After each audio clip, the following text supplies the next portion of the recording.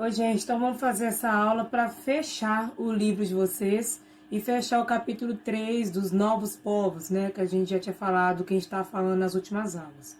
Hoje a gente vai fechar essa matéria falando das civilizações pré-colombianas, que eram os maias, incas e astecas. Por que pré-colombianos? Porque eram as civilizações indígenas que existiam aqui antes do europeu chegar, antes de Colombo chegar na América. Por isso elas são pré-colombianas. Então, o que você vai entender aqui nessa aula? Como que se organizava politicamente, socialmente, religiosamente esses povos antes da chegada do europeu. Tentar seguir os mesmos aspectos, gente, que a gente estava seguindo na população, na cultura africana. Agora a gente vai trazer esses mesmos pontos para essa aula. É indispensável perceber, gente, entender que o aluno, quando ele entende as semelhanças dessas sociedades, ele entende com mais facilidade como se organizavam esses povos esses povos anteriores à chegada do europeu, tanto na África quanto aqui na América, ok? Então vamos tentar entender como que esses índios se organizavam aqui antes do europeu chegar. Então vamos lá. A primeira civilização que vai trazer para vocês aí são os maias. Pode acompanhar aí no livro, na página 64. Aqui vocês já estão vendo a localização geográfica desses povos. Os maias, eles se desenvolveram onde hoje é a região ali de Honduras, na América Central. Nesse mapa aqui do lado mais amplo, você consegue perceber a região circulada em vermelho e tem um closezinho aí no mapa ao lado, tá vendo? Então, é essa região onde se desenvolveu a civilização maia. Eles viveram, né? Eles existiram do ano 300 a 1400 depois de Cristo. Então, você já perceba que os maias, se as grandes navegações aconteceram um pouquinho depois dessa data, você já consegue julgar que os maias não tiveram esse contato com os europeus, porque por motivos internos, disputas internas, essa civilização acabou antes da chegada do europeu. Pela data você já percebe. Então vamos lá, gente. Vou passar aqui. Os maias, eles eram governados por um estado teocrático, ou seja, o governante, ele também era uma figura divina. Ao mesmo tempo que ele era governante, ele também era uma figura divina. Por isso era um governo teocrático. E os maias, gente, isso é uma particularidade deles também, eles se organizavam em cidades-estado, ou seja, cada cidade tinha um governo próprio, uma forma de gestão própria. Então não havia por exemplo, um imperador que comandava toda a civilização maia. Cada cidade tinha uma organização própria, tá? Independente. Por isso é uma cidade-estado, entendeu? Sociedade. A sociedade maia, isso aqui vai acompanhar todas as civilizações. Era uma sociedade estamental, ou seja, uma sociedade bem dividida. Uma sociedade dividida e hierárquica entre ela, em que no topo estavam os nobres, sacerdotes, chefes militares, e abaixo o camponês, artesão, trabalhadores, toda aquela divisão típica da pirâmide social que eu já expliquei para vocês. Economia, isso também é um ponto que é muito parecido com... É por causa da região também, né, gente? Eles praticam, a economia deles gira em torno da agricultura, sendo que a base da agricultura deles é o cultivo do feijão, do milho e alguns tubérculos também no caso dos maias. Aqui destaca-se o sistema de irrigação muito desenvolvido. Gente, vou sempre colocar pontos e bater nessa tecla de que o europeu construiu um discurso, quando ele chegou aqui, de que eles tinham que civilizar aqui, porque aqui não havia desenvolvimento, né? Aqui eu digo na América, né? É o mesmo discurso que eles tinham na África também, que eles tinham que levar civilização, porque aquele povo não tinha civilização, não tinha organização. E assim como essa técnica de irrigação, como técnicas de irrigação, técnicas de produção da agricultura, mostram que eles eram povos organizados, sim, e desenvolvidos, sim, tá? Então a gente vai sempre falar sobre isso. Religião. Eles eram politeístas, né? Eles acreditavam em vários deuses. Geralmente esses deuses eram ligados à natureza, né? A fenômenos da natureza, sol, terra, água, né? Muito comum também entre esses indígenas. E também uma outra curiosidade que mostra que eles desenvolveram um sistema de contagem de tempo, um eficiente calendário que já tinha 365 dias no ano. Então mostra, assim como o calendário atual também já conta com essa contagem. Então mostra que naquela época eles já tinham esse grau de desenvolvimento.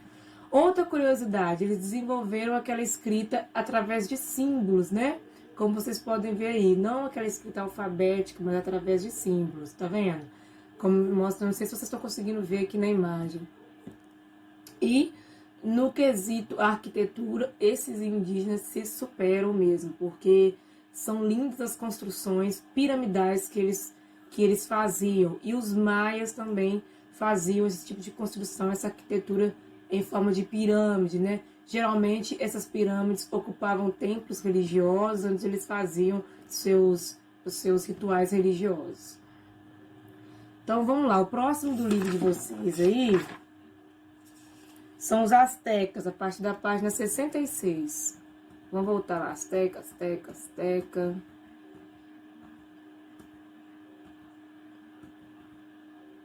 Asteca. Os astecas, gente, se desenvolveram nessa região onde hoje é o México. Vocês estão vendo aí no mapa, um close.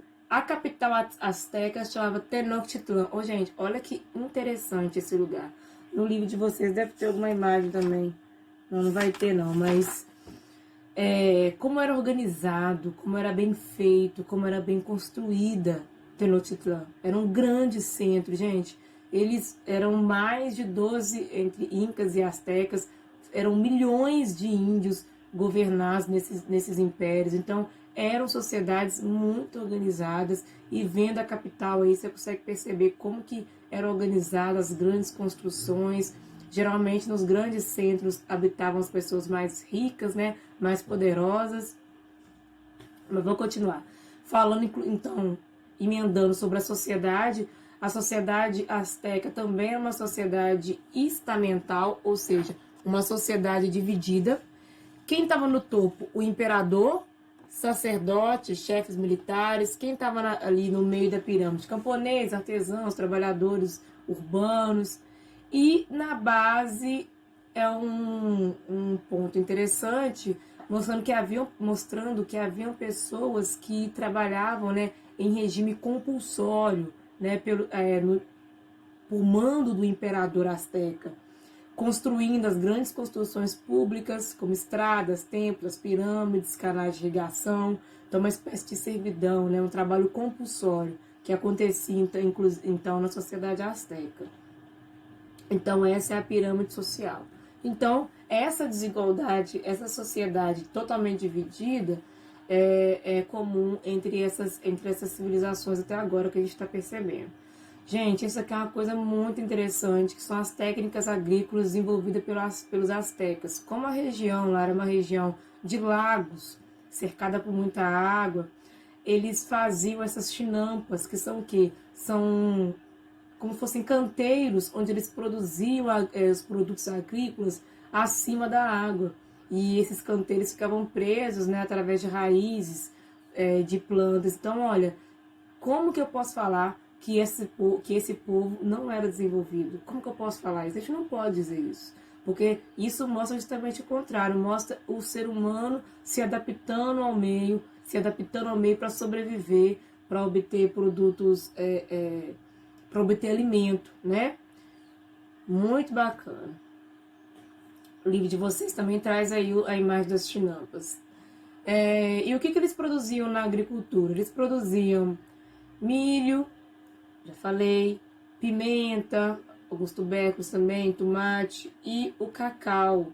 Olha que interessante. Cacau é originário dos índios pré-colombianos. Vocês já sabiam disso?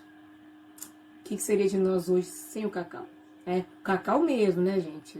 Tá dizendo aqui o cacau, eles faziam bebidas com ele, não com o chocolate que você come hoje, que tem mais açúcar do que cacau, né? Mas o cacau era tão importante para eles que inclusive servia como moeda, né? Moeda de troca. Diz quando o europeu né, sentiu o gosto, ele gostou muito do cacau, ficou muito maravilhado com o cacau. Religião.